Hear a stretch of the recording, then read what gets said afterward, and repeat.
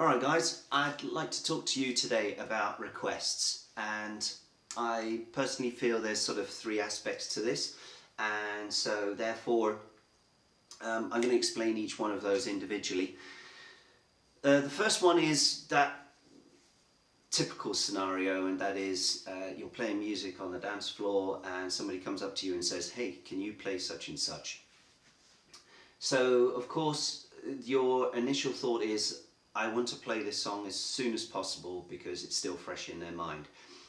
But that's where we need a certain element of common sense, and that is, if you were to play every single request that you got immediately, then what's going to happen is you're going to jump from rock and roll to pop to 70s to rock to reggae. There's no flow, there's no rhythm. And if that's what people wanted, then it's just not a particularly good environment to work in. So when you get a request, think about it. The last thing you need to do is go and change the style of music for that particular person. But there's nothing wrong with fulfilling the wishes and the of those people on the dance floor, and then wait to the point that you can see they're starting to get a little bit tired or bored or whatever it is, and then go and play the request, because that is then the right time to change the music, because you can see what you're playing now is starting to fade. It's not got the oomph that it had before. So that's that piece.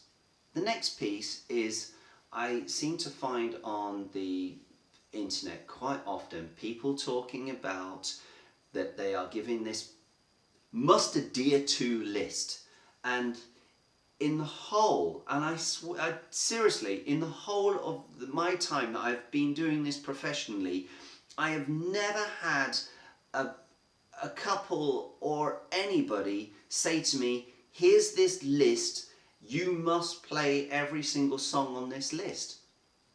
I've never had that.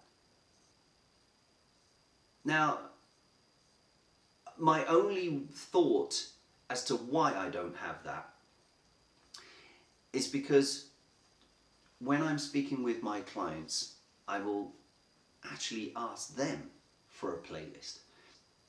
So what I'd really like from you is if you could pass me a playlist for 20, 30 songs, but really no more than 30 songs. But what's important is these are your songs.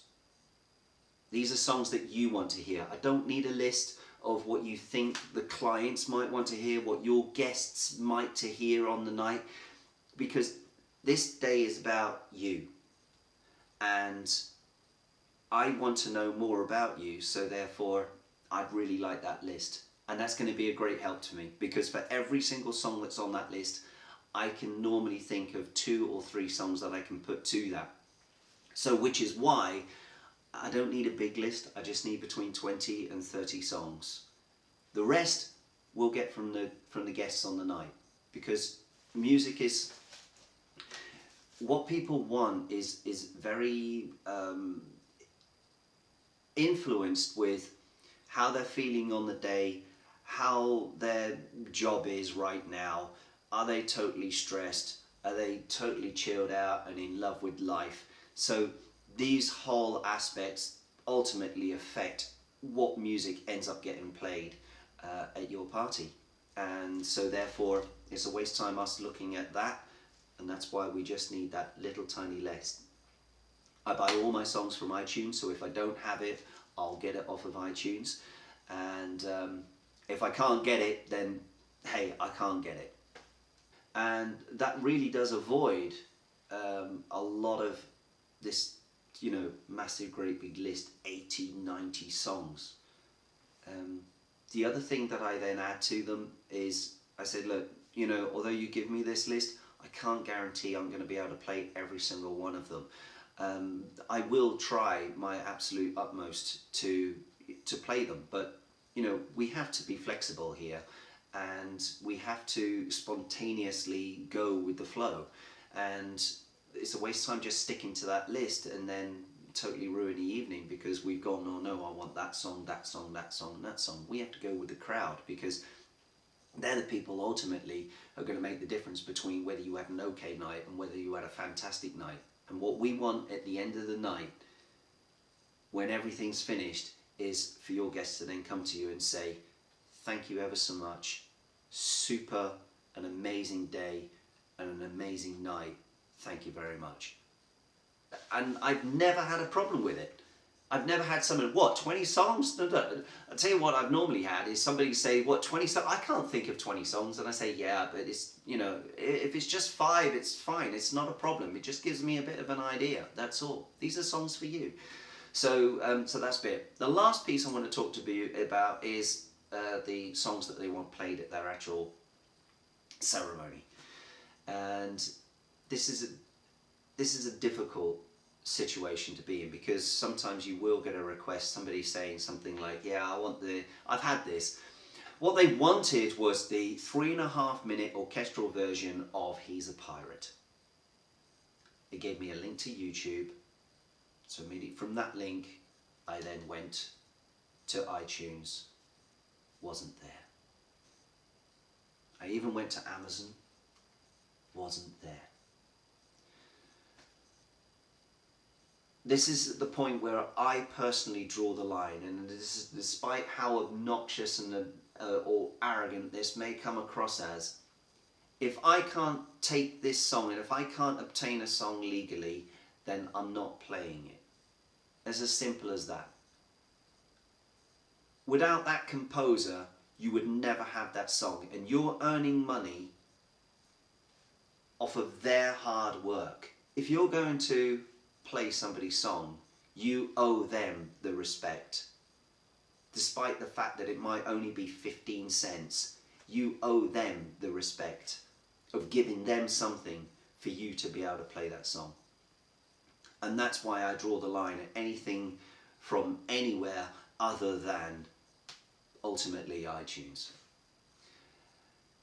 The further aspect to that is because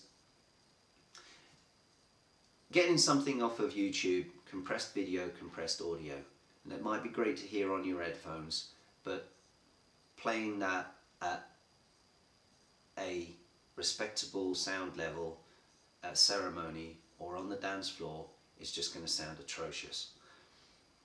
Because just because it says HD on it, you don't know what microphone was used, you don't know what's in there, so unless it was a direct input, there is going to be some sort of disruption in the sound quality, and that is something that I just can't have on a dance floor. I don't want people, you know, sort of sticking fingers in their ears or looking at it because you don't have all the full frequencies on the dance floor, and it just, you know, playing something at 95 decibels, it just compounds everything, and it just sounds crap. And when people are paying good money for you to, you know, entertain them, there's a level of expectation, and that's what you need to do. So, you know, despite how upsetting it might be not being able to play a specific song because you can't buy it, it's better than the alternative, which is just grabbing it from anywhere and then playing this piece of rubbish that everyone's cringing. No, don't do it, and be as sympathetic as possible that you can. However, you know, you have to draw a line, because if you're producing a certain element of quality, then you have to adhere to that quality, and there's no use cutting corners. So anyway, there you go. So that's my philosophy on requests. Do with it whatever you want, and who knows what we'll talk about next time. Catch you later. Bye bye.